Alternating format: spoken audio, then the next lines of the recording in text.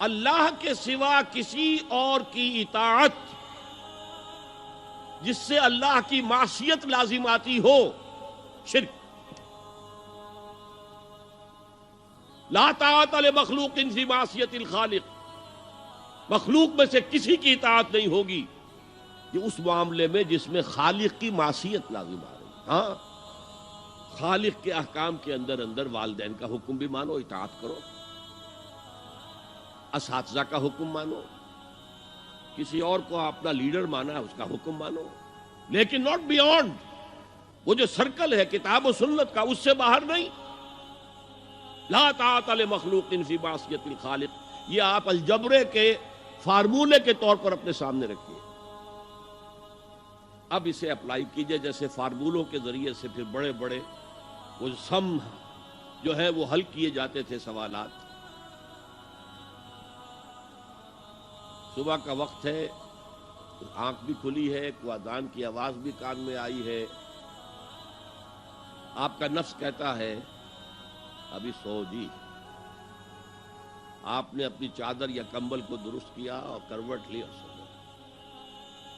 یہ کیا ہے؟ آپ نے کس کا حکم پیچھے پھینکا اور کس کا حکم مانا؟ اللہ کے حکم کو پیچھے پھینک دیا، نفس کے حکم کو آگے رکھا۔ یہ شرک،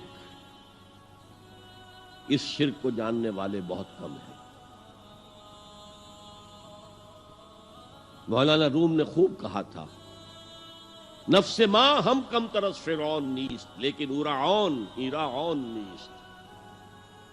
میرا نفس بھی فرعون سے کم نہیں ہے۔ فرعون نے کہا تھا نا، الیس لی ملک مصر وہذہ الانہار تجری من تحتی، کیا اس ملک مصر کی حکومت میری نہیں ہے؟ اور سارا جو یہ آب پاشی کا نظام ہے، انہار کا نظام ہے، وہ میرے کنٹرول میں نہیں ہے؟ جس کا چاہوں موگا کھلا رکھوں، جس کا چاہوں بند کر دوں۔ یہ تھا خدائی کا دعویٰ، انا ربکم الاعلی۔ تو مولانا روم کہتے ہیں میرا نفس بھی اس سے کمتر نہیں ہے۔ وہ کہتا یہ جسم میرا ہے، اس پر میرا حکم چلے گا، میں نہیں جانتا کون اللہ کون رسول، کیا حرام کیا حلال۔ تو فرعون سے کم تو نہیں ہے میرا نفس، لیکن ایراعون اس کی بہت مدد تھی، فوج تھی، لاؤ لشکر تھا، تو اس نے زبان سے بھی کہہ دیا کھل کر انا ربکم الاعلی۔ میں مسکین ہوں، غریب ہوں، میرے پاس کوئی طاقت نہیں ہے، میں زبان سے تو کچھ نہیں کہہ سکتا، اندر سے میرا نفس یہی کہتا۔ یہ نفس کی حکومت قرآن کہتا ہے، میں حیران ہوتا ہوں، دو جگہ یہ مضمون آیا ہے، ارأیت من اتخذ الہہ ہواہ افانت تکون علیہ وکیلا۔ اے نبی تم نے دیکھا اس شخص کو، اس کے حال پر غور کیا جس نے اپنی خواہش نفس کو اپنا الہ بنا لیا ہے۔ اللہ اکبر، الہ، لا الہ الا اللہ، کلمہ توحید کا مرکزی لفظ یہاں آ رہا ہے، من اتخذ الہہ ہواہ، جس نے اپنی خواہش نفس کو اپنا معبود بنا لیا، الہ بنا لیا۔ افانت تکون علیہ وکیلا، کیا آپ ایسے شخص کی کوئی ذمہ داری لے سکتے ہیں؟ سود حرام ہوا کرے جی، حرام ورام، ہمارا دھندا جو ہے وہ آگے بڑھ نہیں سکتا، تو اللہ کے حکم کو پیچھے ڈالا، نفس کے تقاضے کو آگے رکھا۔ کون معبود ہے آپ کا؟ نام عبداللہ رکھیے، نام عبد الرحمن رکھیے، ہے عبد النفس، نفس کے بندے، نفس کے غلام۔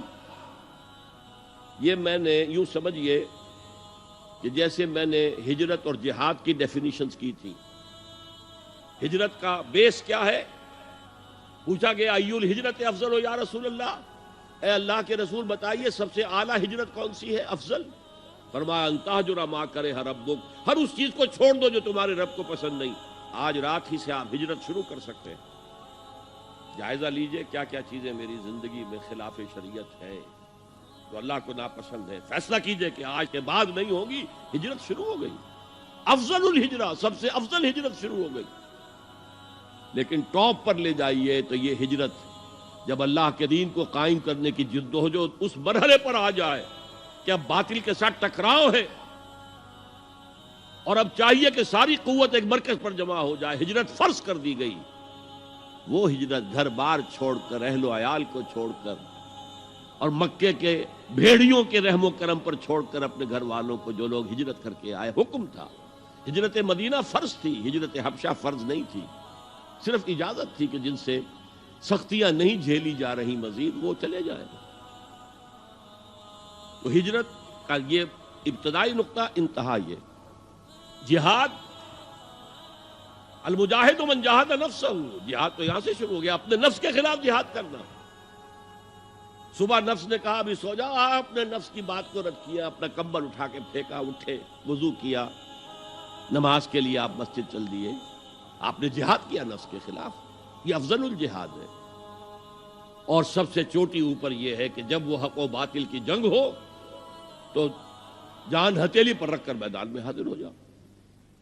هي الحلقات تحفظني بآيات من القرآن.